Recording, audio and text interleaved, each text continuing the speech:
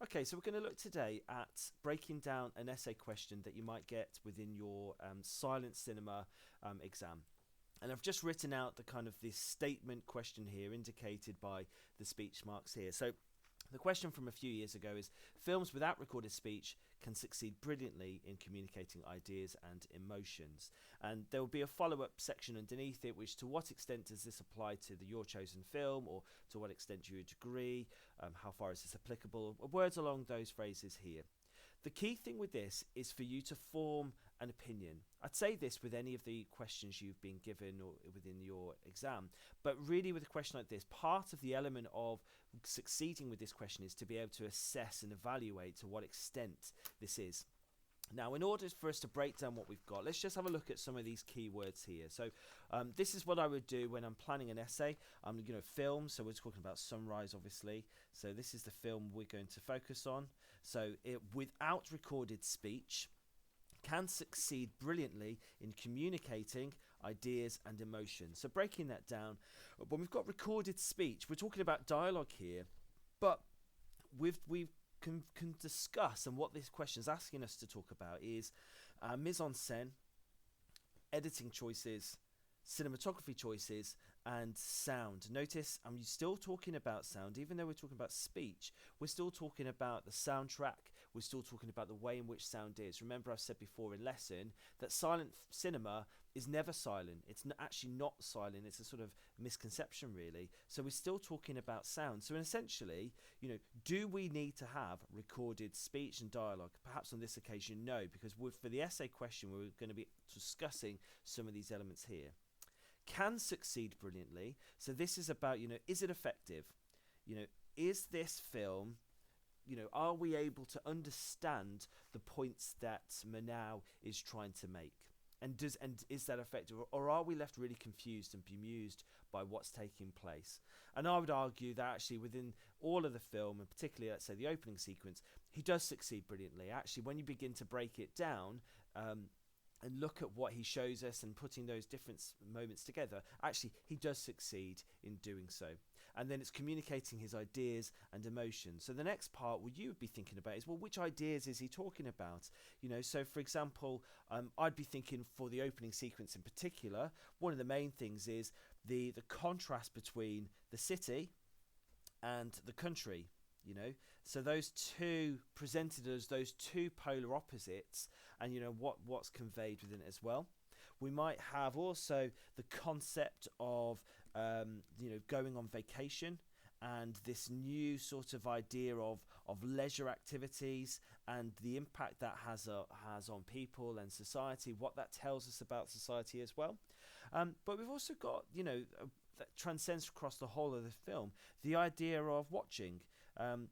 We are exploring the idea of reality, and perception, and kind of what is fantasy as well. And don't forget, in the opening parts of the film, with the introduction of our character titles, the man, the wife, the woman from the city, they're very symbolic. They're not presented as real people. They're presented as symbols of something.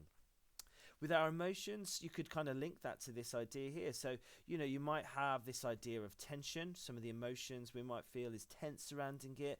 There might be, particularly if we work on the basis that, the city is representative of the future and country is representative of the past. Some of that tension really sort of links to the idea of fear, the fear of the future, what that means. And often with films, particularly of the German Expressionist movement, they do tend to explore this idea of the fear element to it as well, in part as a result of the events surrounding World War One, as well as that sort of post-industrialization and the sort of advancement of technology that's taken place there.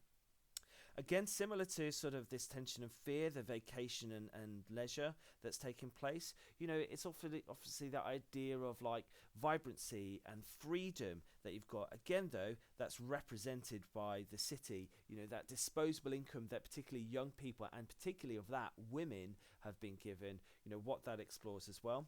But then we mentioned here about the idea of watching the reality. I've said to you before that Sunrise is actually a film about film. And similar to the tension and fear that we've got, the kind of concerns that we've got there as well.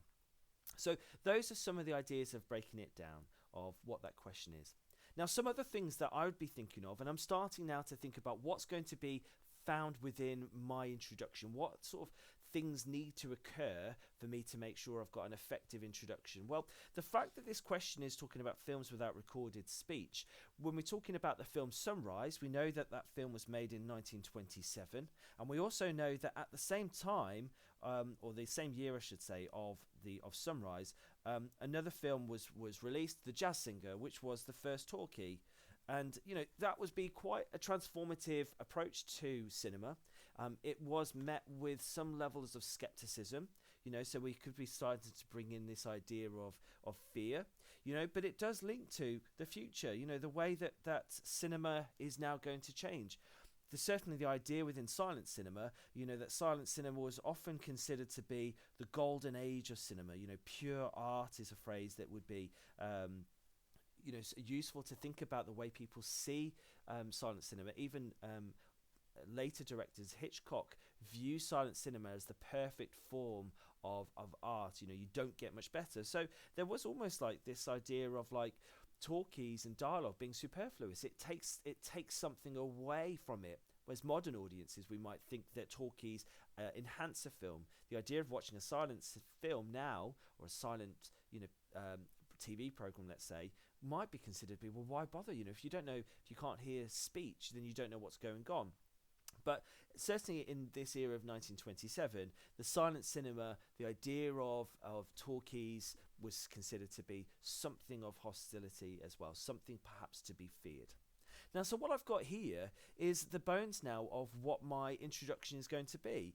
I've actually got really all the different things I've got to talk about. The only thing that maybe is missing is just to develop this idea of this communicating thing by maybe just offering within my introduction a little bit of kind of the techniques that I'm going to be discussing. And I'm going to go back to the points I've got here. So, for example, the idea of city and country, what film form ideas help present that? Well, you've got the use of sound, the use of the contrast between the frantic, chaotic sound presented when you've got the trains going in multiple directions. I've got also the use of what you might describe as a dual layer shot or dual image, or we might more modernly call it like a split screen, where again you have the trains going in one direction. If you remember, forgive my bad drawing here, you've got trains moving in one direction, you've got trains moving in another direction, so you've got that use there. You've got also the way in which we are presented with our characters. We're given presentations of people as well. So you've got the woman and the framing of her. She's wearing that two-piece bikini suit. Perhaps in this year that we're talking in now, maybe not seen to be particularly scandalous, but again, remember, we're talking 1927, not too far away from where women who showed their ankles would have been seen as a really provocative, tantalizing signifier to people. But the women wearing bikini, she's presented talking to a sun-kissed, handsome-looking man here, so that idea of flirtation. So we've got that representation of women too. We've also got, kind of linking to this watching film, the reality, the film within a film, we've also got that shot as the vacation goers are heading towards the country. You've got the frame within a frame. So the way that framing is utilized here, and again, forgive my bad drawing here, but if you've got the countryside in the background here and they're on the boat that's heading towards the countryside here, that frame that takes place here with the people there. So we've got different methods that we've got within here. So essentially, this is my introduction, and I need to make sure I talk about all of them. I need to make sure that I'm addressing the question in detail. I'm going to have my view about this. Well, actually, I'm going to say that, yeah, it is really effective. That actually now really succeeds in conveying all of these ideas in a really clever way in that opening montage within the first couple of moments of the film to introduce it. Or there's something else that I could talk about here is the use of intertitles. The way in which intertitles are used to convey ideas. You've got the city that's presented with the word turmoil. That also, we've got the woman from the city is described as lingered. She lingers in the city here, and you've got that contrast between the way that the countryside is presented in a kind of different way. So you've got the vocabulary that's presented there. So this is my introduction here. Forgive my drawings. This obviously means something to us all now. Maybe not something to somebody who's just watching the video at this point here. But you've got this is what all of this element here is what's going to be found with my introduction. The other thing that is clever or useful about the way that I've now put my introduction is I've actually got my essay structure all sorted. So I've got, for example, here, these are my 3 points here, and they're going to govern the structure of my essay. So I'm just going to turn my sheet of paper here, and I'm going to, if you like, I always like to sort of pictorially or sort of frame out what my essay plan is going to look like. So I've got my introduction that we've discussed on the previous page, and I'm going to use these points here to almost like govern each one of the different points I'm going to make. I don't really like to talk about paragraphs because within each one of these there might be multiple paragraphs, but I do like the idea of how many ideas or points I'm going to get. And my job now is perhaps to decide which one of these it would be the most effective to start my point. If I'm honest with you, I think the strongest point I've got is that contrast between the city and country. So the first point I'm going to make is going to be to discuss kind of the contrast between city and country. So that's going to be my first point here. The second point I'm going to make, so point number 1, point number 2, again, maybe I like the way actually that I might try and incorporate these ideas here of vacation and leisure time within this. So actually I might have vacation and leisure time here. So my second point might be about the reality that this is a film about film. So therefore this is going to be kind of almost like the title of my second point that I'm going to have, the idea of watching that I've got within my film here. And then for a 20-mark question, I'd suggest that really 2 main points are really where you're going to be aiming for. I say that because within the 30 minutes time that you've got to write it, it would be better to have fewer really strong points rather than say 3 or 4 fairly sort of weak or average points. So I'm going to leave it at this point here, and I'm just going to make sure I allow some time to have conclusion here where I'm going to sum up the main ideas I've got within my points here. So I've got my introduction. My first point is going to be city and country, and my first point is city and country, my second point is a film about film. And now within my plan, I just need to sort of develop this a little bit more. So kind of going back to my plan here, my introduction, to present the city and country, I want to talk about, I'm going to introduce the idea of tension between the two. That tension is perhaps highlighted in the way in which they're presented differently. So we are sort of geared towards favouring the countryside over than the city, the chaos that's found within there. I might talk about the way in which sort of German Expressionism films, think about films like Metropolis, the way they present the future.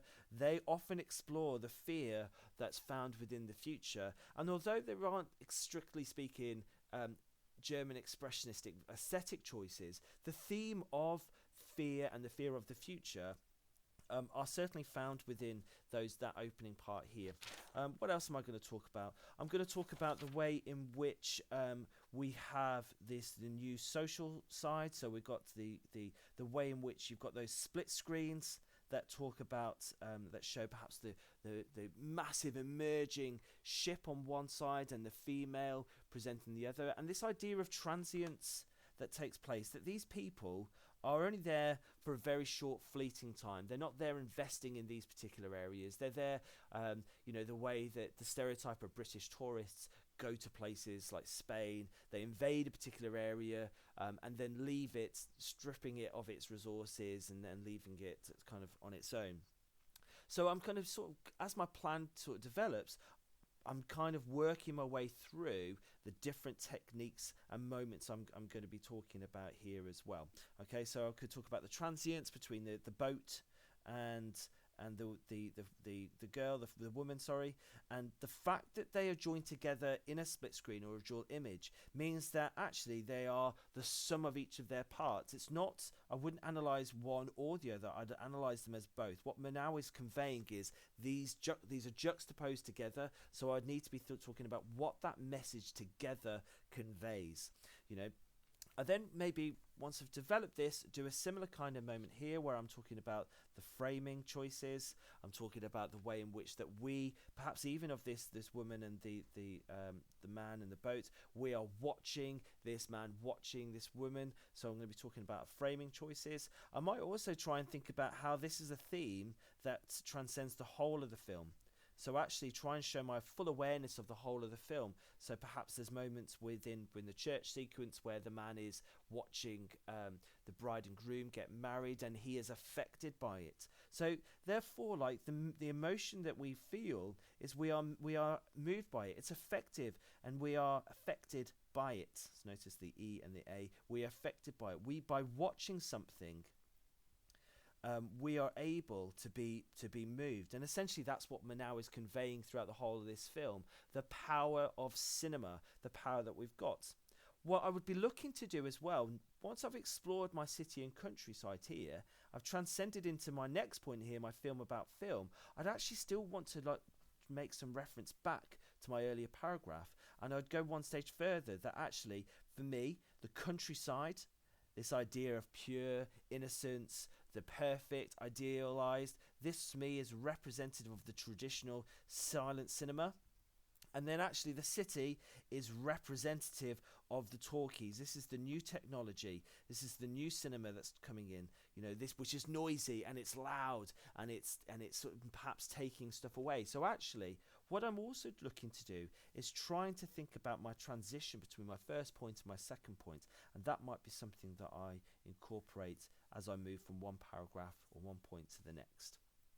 So this is how I would approach writing or planning a question like this. There's lots of different things that you can discuss and talk about just simply from that opening montage as well.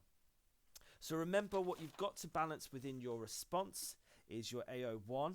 So this is where you're demonstrating your understanding of the way that films are put together and the techniques and methods that are there. But that also is coupled with the AO2, that explanation of the impact it has on the audience, why it's there, what sort of messages and meanings are conveyed as well. Throughout all of this, though, one thing, a piece of feedback perhaps I give students most frequently is never lose sight of this question. It can be so easy once you're in the middle of an essay to kind of go in your own train of thought and get lost in somewhere else. What you should always be thinking is going back to that question, making sure you're answering it explicitly. Is Manal succeeding in communicating his ideas and emotions? So therefore that should be a kind of looking for opportunities to continue to make reference to this. And I would, if it helps, try and make reference to it at the beginning of my first point and at the end of my first point, making reference to it at the beginning of my second point and at the end of my third point. And then my whole conclusion really should be addressing that question. My conclusion is, have I shown that films without recorded speech can succeed brilliantly in communicating ideas and emotions? So a really quick overview of how I'd approach the plan. You can apply this method to whatever film question you've got, and I'll try and put more videos like this available to you so that you can see what it's like. And what I'll also try and do is actually put together the full essay that you can see, so a model essay that uses and follows this same plan so that you can see both from the conception of this question through to the planning of it, and then moving into kind of more structured plan of it, how that looks. By all means, if once you see the video, once you see the essay, feel free to share any comments with it, good or bad. We're all learning, so I don't have a problem if that would be if you spot something that you think could be further improved, because that might help future students as well. And if you like this video, if you found this video useful, please feel free to let me know, and I'll certainly do my best to put more videos available for you to watch in the future. All right, best of luck for your exams, and I shall see you hopefully very soon. Bye bye.